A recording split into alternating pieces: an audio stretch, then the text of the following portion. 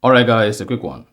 Here, I'll detail how to turn on or turn off allow widget suggestions on Apple Watch Series 9. So if at the end of this, if you find this offer informative, please don't forget to like and then subscribe. Now the first thing to do is go ahead and press the digital crown once. Locate and click on the settings gear icon. On the settings space, scroll down. Just keep scrolling until you get to Smart Stack. Then click on that. Once you select Smart Stack, then you should say Widget Suggestions. Click on that.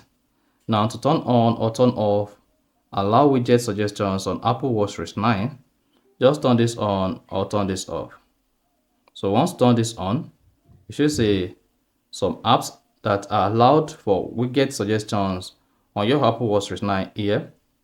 And now to disable all of this, just come here and then disable it. So turn this on to allow, turn this off to disallow, and that is it. So that's exactly how to turn on or turn off allow widget suggestions on Apple Watch Series 9. So if you found this offer informative, please don't forget to like and then subscribe.